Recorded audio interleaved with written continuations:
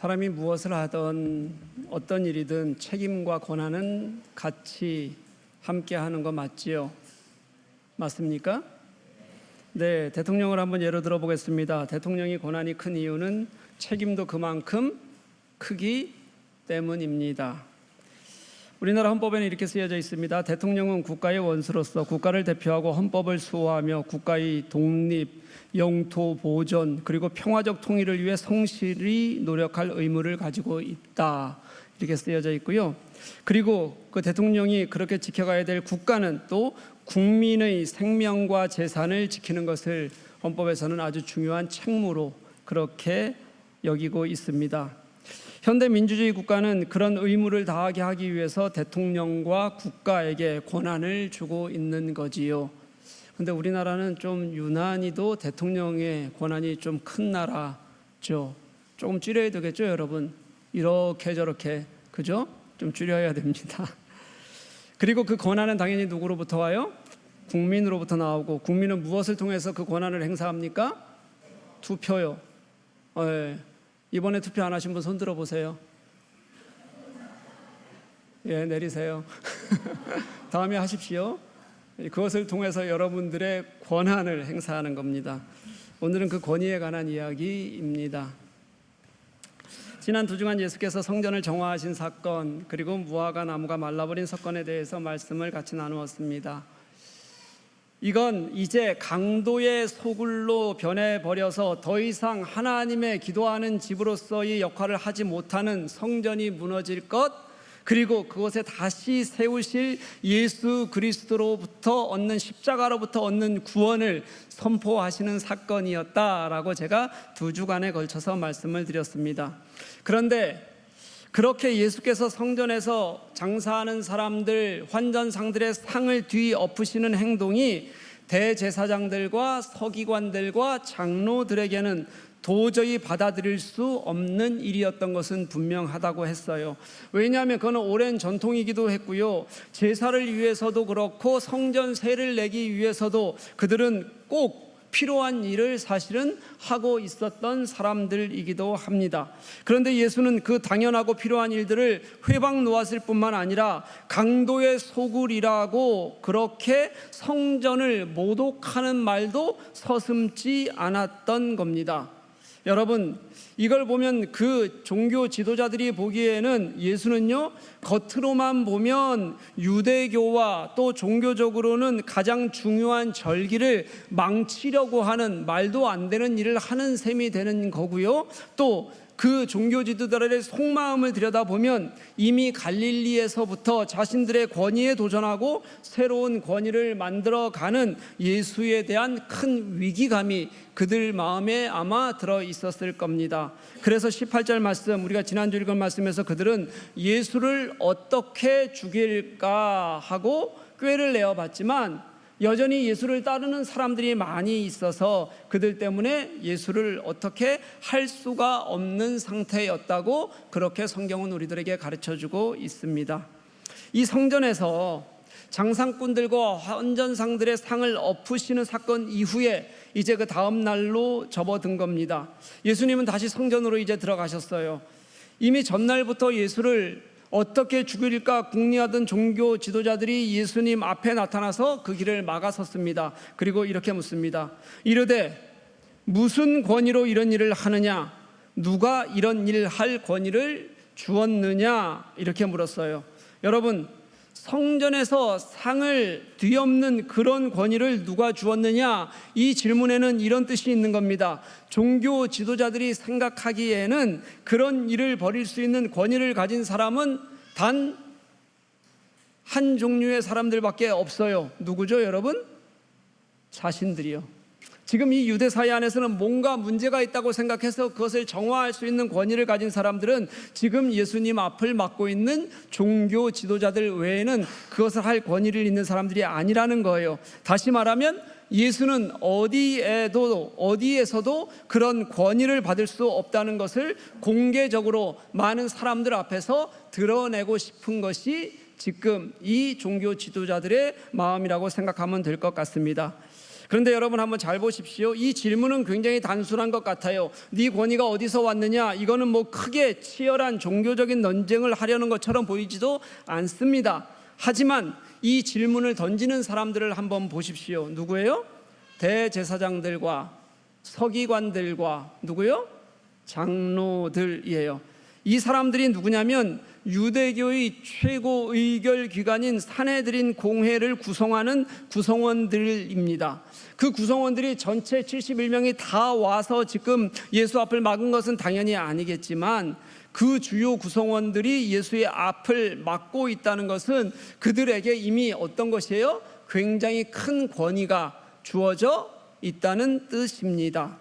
질문은 간단해 보이지만 지금 예수님이 마주하고 있는 이 상황은 그렇게 가볍지 않은, 예수님은 당시 유대교라는, 당시 이스라엘에서 가장 중요한 그 권위와 권력의 중심에 갇혀 있는 그 권력을 마주보면서 이야기를 해야 되는, 그들이 묻는 거예요. 너는 어디서 그런 권위를 가지고 이 일을 행하느냐?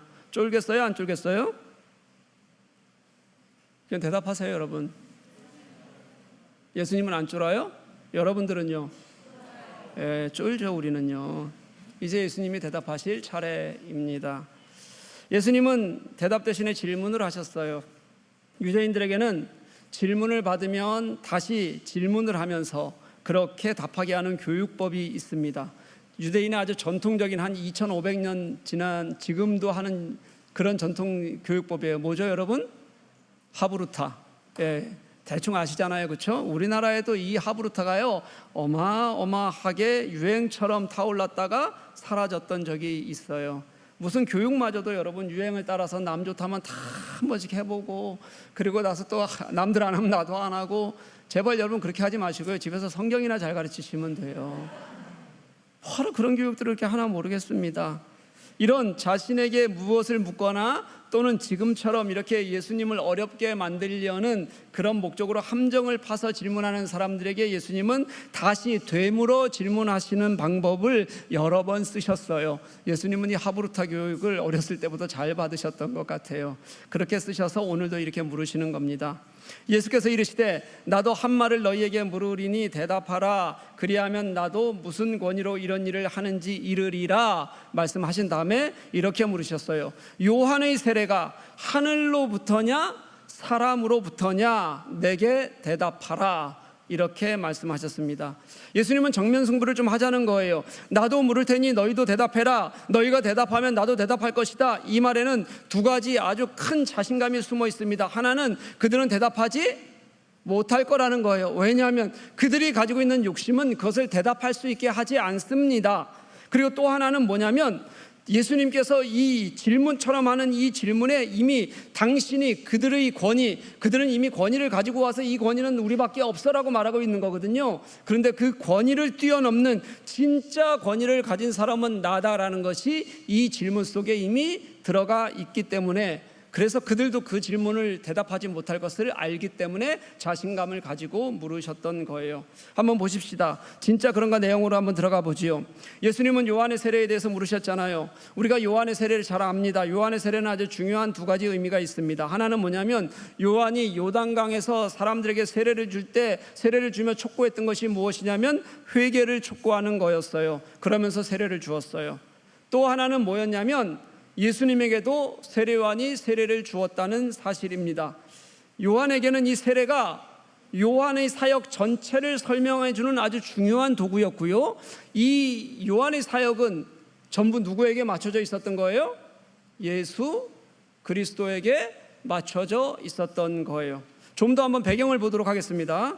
성경이 말씀하시는 세례 요한은, 이 세례 요한이 왜 왔느냐는 성경이 일관되게 주의 길을 예비하라고 말씀하셨던 이사야서 40장 말씀의 예언의 성취자로 이곳에 왔다는 것을 성경은 수없이 여러 곳에서 우리들에게 가르쳐줘요. 십자가의 구속을 위해서 메시아로 이 땅에 오시는 예수님을 세상에 선포하고 백성들의 마음을 준비시키는 것, 그게 요한이 온 이유였습니다. 그래서 그가 공생애를 시작하면서부터 가장 먼저 했던 일이 회개하라, 천국이 가까웠느니라 라고 부르짖는 거였어요. 회개의 복음을 선포하는 거잖아요, 여러분. 이 부르짖는 선포에 응답한 사람들, 그래서 자신에게 나오는 사람들에게 그는 세례를 베풀었던 겁니다. 그러니 당연하게도 그가 예수의 길을 준비하기 위해서, 그리고 예수께서 이루실 하나님 나라를 선포하기 위해서 이 땅에 왔기 때문에 자신은 늘 낮추었어요. 대신에 누구는 높이는 거예요? 예수 그리스도는 늘 높였습니다. 다른 사람들이 보기에는 자신의 제자들이 예수의 제자들로 바뀌어가고 다 뺏기는 것처럼 그렇게 보일 때도 그런 것을 당연하게 여겼어요. 그러면서 나는 망하고 그는 흥해야 된다는 것을 당연히 여기면서 가르치기까지 했었어요. 철저하게 예수 그리스도의 사역을 위해서 자신은 헌신하는 삶을 살았던 사람이 세례 요한이었습니다. 예수의 길을 준비하기 위한 예언의 성취로서 그는 자신의 역할을 온전히 감당하다 순교했어요. 이런 세례 요한이 누구에게도 세례를 주었던 거예요? 예수님에게도 세례를 주었습니다. 여러분, 세례 요한은 예수님이 세례를 받으려고 하시자 극구 반대했어요. 안 됩니다. 내가 어떻게 당신을 세례합니까? 그렇지만 예수님의 강요 때문에 예수님께 세례를 베풀게 됩니다. 한번 생각해 보십시오. 세례 요한이 베풀던 세례는 뭐였냐면 회개의 세례였습니다. 당시에는요. 그래서 이 회개의 세례로 모든 이들이 예수 그리스도가 이곳에 오심을 다시 준비케 하시려는 거였어요. 그러니 예수님은 원래는 죄가 없으신 분이잖아요. 그런 분이 회개의 세례인 그 세례를 받았던 거예요. 성경은 히브리서 4장 15절 말씀을 보면 그가 모든 일에 우리와 똑같이 시험을 당하시는 육체를 가지셨지만 뭐는 없으시다? 죄는 없으시다 분명히 말씀하십니다. 우리를 구원하시는 하나님으로 이 땅에 오셨으니 그는 본질상 죄가 없으신 분이어야 한다는 것은 너무 분명합니다. 그런데 그 예수님이 뭘 받으셨다고요? 세례를 받으셨어요. 예수님이 받으시는 세례는 당신이 이룰 구원이 우리의 죄 때문이라는 것을 분명히 가르쳐 주시는, 상징적으로 우리들에게 보이시려는 당신의 행위였어요. 이걸 로마서 8장 3절은 어떻게 말하는지 같이 한번 읽어봤으면 좋겠습니다. 읽습니다. 시작. 율법이 육신으로 말미암아 연약하여 할 수 없는 그것을 하나님은 하시나니 곧 죄로 말미암아 자기 아들을 죄 있는 육신의 모양으로 보내어 육신의 죄를 정하사. 어때요, 여러분? 이해가 좀 돼요? 이 어려운 말이 이해가 되시는 거예요? 잘 안 되면 조금 쉬운 걸로 한 번만 더 읽겠습니다. 한 번만 더 읽죠. 이거는 세 번역입니다. 시작. 육신으로 말미암아 율법이 미약해져서 해낼 수 없었던 그 일을 하나님께서 해결하셨습니다. 곧 하나님께서는 자기의 아들을 죄된 육신을 지닌 모습에서 보내셔서 죄를 없애시려고 그 육신에다 죄의 선고를 내리셨습니다. 아멘. 조금 쉬워요, 이거는? 네, 조금 쉽죠. 다 아주 완전히 이해는 안 돼도 조금 나아요. 그래도 예수께서는 여러분, 하나님이 그를 이곳에 보내실 때 죄인이라서 보내신 것이 아니라요, 우리 모두 인간은 다 죄인인 우리의 이 형상, 이 육신의 모양으로 보내셨다 그래요. 다시 말하면 우리와 똑같은 모양으로 오셔서 죄인들과 동일하게 되어지는 것을 당신은 마다하지 않으셨다는 뜻입니다. 그리고 원래 죄 없으셨던 그 예수께서 그 우리가 당하는 육신의 고통을 똑같이 당하시는데 당시로서는 가장 누구도 피하고 싶었던 십자가의 고통까지 그대로 당하시면서 그로 말미암아 우리의 죄를 대속하시는 것, 그것이 십자가로 이곳에서 이루신 예수 그리스도의 메시아 사명이었다라고 설명하고 계시는 것, 그게 우리를 향한 대속의 예수 그리스도의 역사였어요. 한번 생각해 보십시다, 여러분. 우리는 얼마나 내가 의로운지 나타내려고 애를 쓰는지 여러분 아십니까? 여러분들 그럴 겁니다. 굳이 누군가가 나의 조그만 잘못이라도 지적하려 치면 우리는 어때요, 여러분? 괜히 방어적이 되고 보이기 싫어지고 아닌 것처럼 행동하고, 이게 우리의 모습이에요. 그렇지도 않으면서 죄인인 우리들은 그저 의로운 것처럼 행하고 싶은 것이 우리 속에 가득 차 있어요. 내가 얼마나 우월한지를 드러내고 싶어하는 것이 우리의 욕망이기도 합니다. 그러니까 우리도 똑같이 죄인의 모습으로 살아가는 우리들이 뭔가가 조금 모자라고 더 죄인처럼 보이는 곳들이 집단이 있으면 그곳을 피하려는 습성을 가지고 있어요. 죄를 싫어해서 거룩하게 살고 싶어서 피하는 것이면 괜찮아요. 그런데 그게 아니라 똑같은 죄를 지으면서도 어쩌면 내가 있는 위치가 다른 일반 사람들보다 그들보다 더 많은 죄를 지어야 하는 그런 위치에서 죄를 지으면서도 숨기고 있으면서도 그들과 섞이기 싫어하는 모습들, 왜냐하면 겉으로 보이기에는 나는 괜찮은 것처럼 보여야 하기 때문에 그런 모습이 우리들에게 있어요. 여러분 외국인 아닙니까? 여기 있으면 외국인이죠. 네, 외국인이죠. 근데 우리는 우리보다 좀 못 사는 외국인들과 어울리는 거 너무 싫어해요. 한국 사람들 그런 습성이 너무 많아요. 지레 그들에게 아무 문제가 없어도 더 큰 문제가 그들에게는 늘 있는 것처럼 아예 구별하고 싶어하고, 심지어 아이들에게도 걔네들하고 놀지 마라고 얘기하는 것이 너무 쉽게 얘기하는 걸 제가 너무 자주 들어요. 우리들 사이에서 얘기하다 보면 그런 비하와 구별의 말이 그냥 아무렇지도 않게 나와요, 입에서. 그러면서도 누구도 그것이 잘못된 것인지도 모르면서 그냥 맞장구 치고 대화하는 것이 우리들에게서 얼마나 쉬운지 모르겠어요. 아무도 그걸 이상하게 생각하지 않습니다. 꼭 예수님 시대의 바리새인들이 가난하고 어려운 백성들을 보면서 그들이 율법을 지키는 것은 죄인으로 손가락질 당해야 됐던 거라고 생각하며 그들을 손가락질하던, 죄인 취급하던 것과 사실은 우리 속에 있는 나는 의인이고 다른 것들은 아주 자동적으로 그들을 판단해버리는 우리들의 모습과 어쩌면 닮아 있을지도 모르겠다는 생각이 들어요. 그런데 예수님은 아예 죄 있는 인간의 모습으로 이 땅에 오셨다.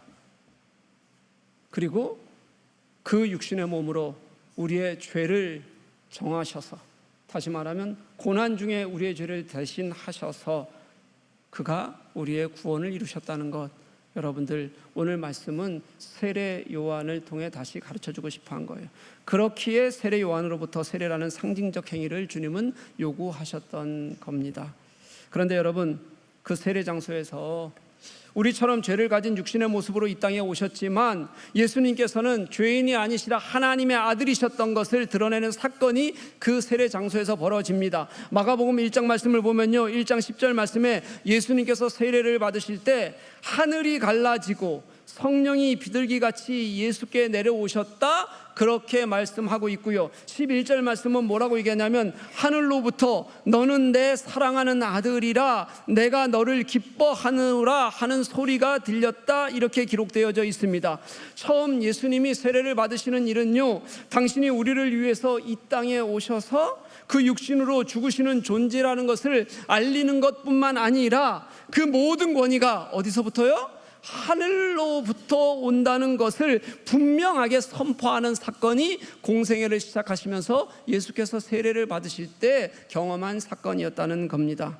그러니 예수님의 질문에는 이미 전제가 깔려 있는 겁니다. 지금 예수님이 당신에게 주어진 이 권위는, 그리고 그가 성전을 뒤엎을 수 있었던 권위는 당연히 어디서부터 왔다? 하늘로부터, 하나님으로부터 온 것이라는 것을 대답하면서 던진 질문이 되는 겁니다. 우리의 죄의 문제를 해결하기 위해서 오신 예수님, 그 십자가를 통해 이루는 구원, 이것이 예수님의 사명이라는 것을 분명히 우리들에게 알려주고 싶어 하시는 것, 그것이 하나님께서 그에게 주신 메시아 사명이었다는 것을 다시 말씀하시는 것이 지금 성전 안에서 종교 지도자들과 마주하시며 당신이 말하고 싶으셨던 거예요.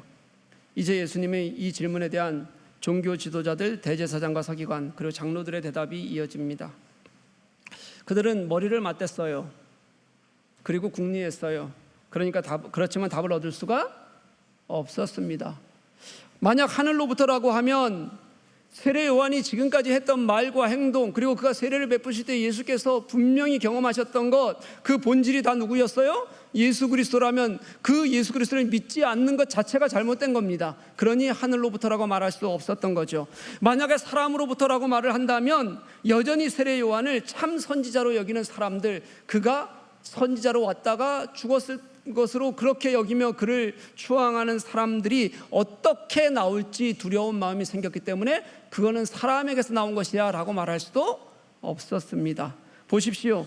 예수님의 대답에는 당신의 메시아 사명이 하늘로부터 권위가 온 것, 그 권위가 군림하는 것이 아니라 당신이 십자가를 지시기까지 이루시려는 구원 사명이 있다는 것을 분명히 가르치시는 대답이 그 예수님의 질문에는 들어 있었습니다.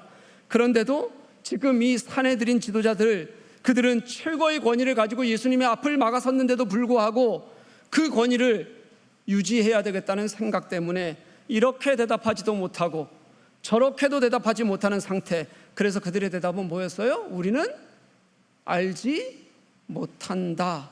이게 그들의 대답이 되어버렸어요.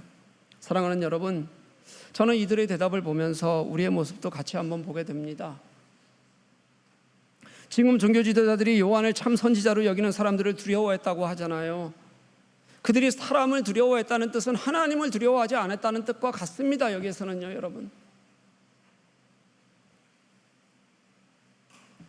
만약 예수님이 되물으시듯이 예수께서 받으시던 그 세례 요한의 세례를 그때 하늘로부터 왔던 권위를 그들이 제대로 알았다면 그들은 예수님의 권위에 대항하지도 않았을 겁니다.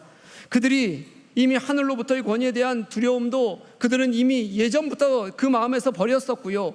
그리고 또 성전을 세상의 눈으로 보는 아주 이익의 관점에서 보는 일에 너무 익숙해져 있는 사람들이어서 성전에 그들은 있지만, 성전에서 일을 하지만 그들의 욕심과 욕망은 세상을 더 의지하는 사람들처럼 살아가고 있었기 때문에 어떤 답도 내놓지 못하는 그런 신세가 되어져 버린 겁니다.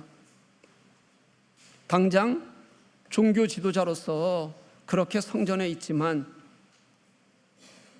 지도자로서의 하나님 앞에 선 대답과 그리고 세상 앞에서의 세상을 그들의 이익 앞에서 자신을 살아가고 있었던 그 자신들의 삶 사이에서 어떤 대답도 하지 못하는 사람들, 그들이 당시 최고의 유대 종교 지도자들이었던 산헤드린을 구성하고 있었던 사람들의 모습이었다는 겁니다. 저는 이게 우리도 그런 것 같다는 생각이 듭니다. 우리는 그들처럼 높은 지위를 가지고 있지는 않지만 우리의 생각과 모습은 똑같습니다. 우리는 예수님을 믿지만 본질적으로는 죄인인 것에 대한 진실한 고백을 우리는 잘 하지 않습니다. 우리가 참 죄인이라는 것을 진실하게 고백하는 사람들이라면 누군가의 우리를 향한 좀 그래도 마음의 사랑의 권면 정도는 받을 수 있을 텐데 우리는 누군가가 우리들에게 그렇게 말하는 것을, 죄인이라고 말하는 것을 아예 듣기 싫어합니다. 하나님을 의지한다고는 하지만 사실은 더 많은 실제적 보장은 세상에 매달리고 세상에서 얻기 위해서 애를 쓰며 살아갑니다.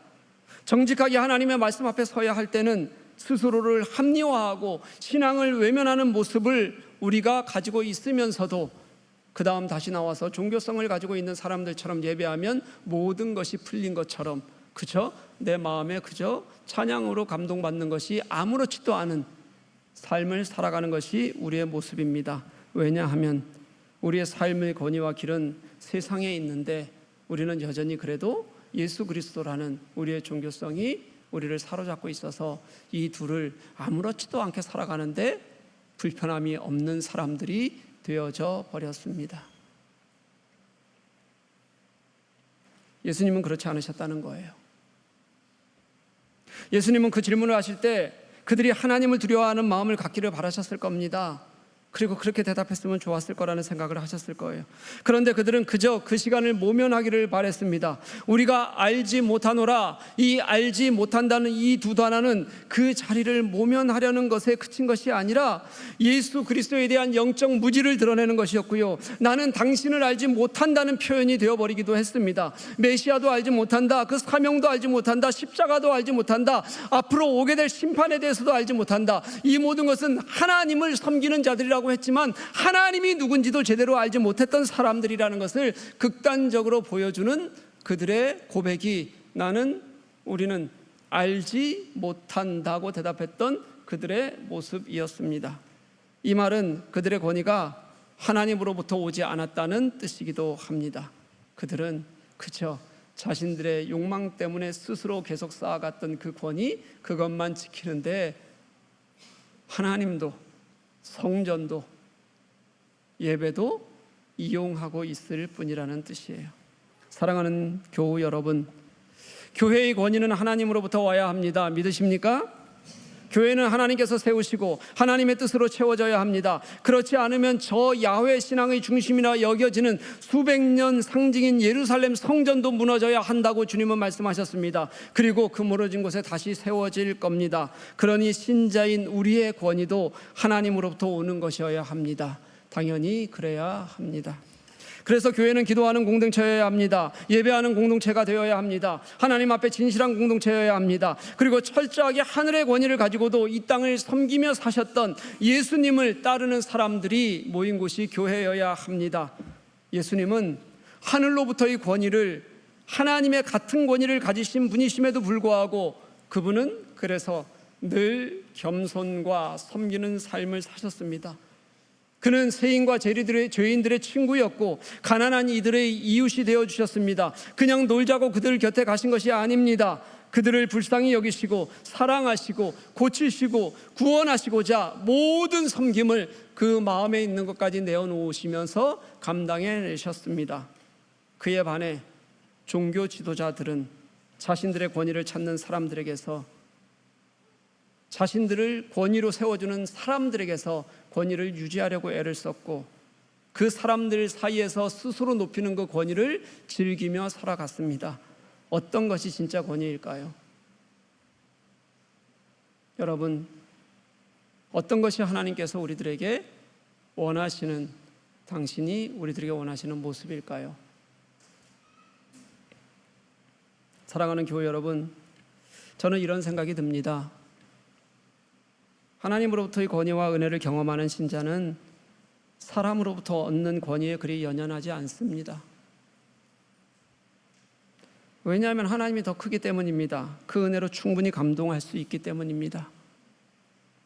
그런데 사람으로부터 오는 권위에 매달리는 사람은 결국은 신자의 삶조차, 제대로 된 신자의 삶조차 잃어버리기가 쉽습니다. 왜냐하면 세상은 하나님의 방법이 아니기 때문입니다. 제가 지난 4월에 한국 다녀온 다음에 대전의 새누리 이교회 안진선 목사님 이야기를 한번 했던 적이 있는데 혹시 기억나십니까? 병에 걸렸던 얘기 한 적 있죠? 파킨슨 병이요. 기억 혹시 나셔요? 그분이 5년 동안 파킨슨 병을 앓면서 굉장히 더 이제 약해졌어요. 5년 만에 교회에다가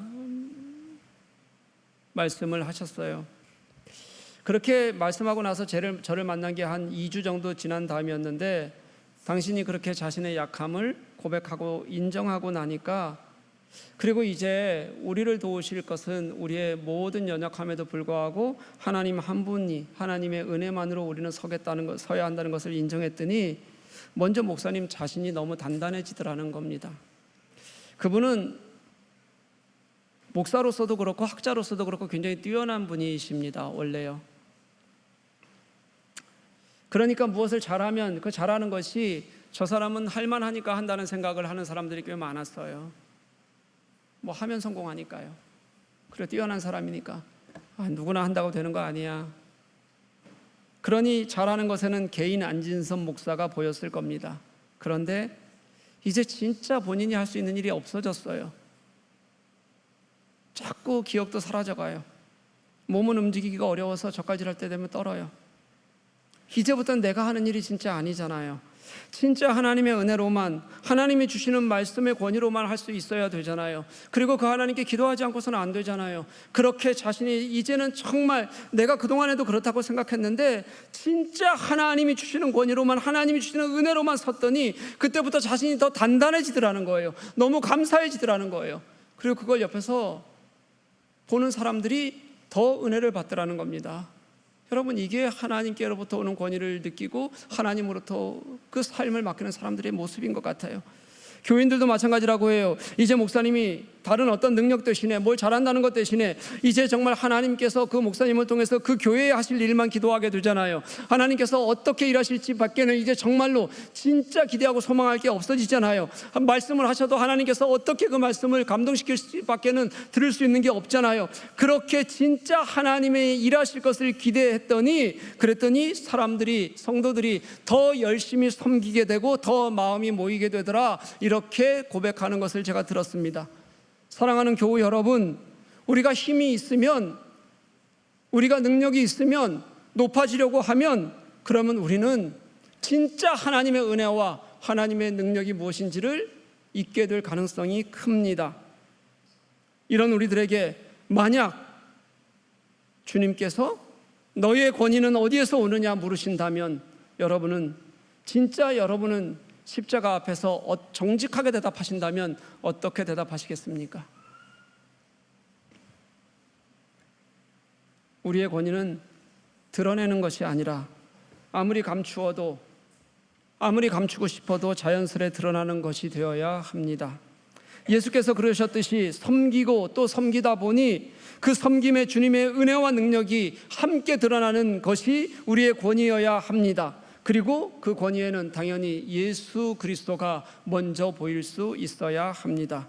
우리 사랑하는 교우 여러분, 그렇게 하나님을 우리의 권위로 여기고 그 하늘의 권위만이 내 권위라고 믿고 의지하며 진실하게 예수 그리스도를 따라 그 삶을 살아가고 그분의 길을 함께 걸어가는 저와 여러분 될 수 있기를 주님의 이름으로 간절히 축복합니다. 함께 찬양하시겠습니다.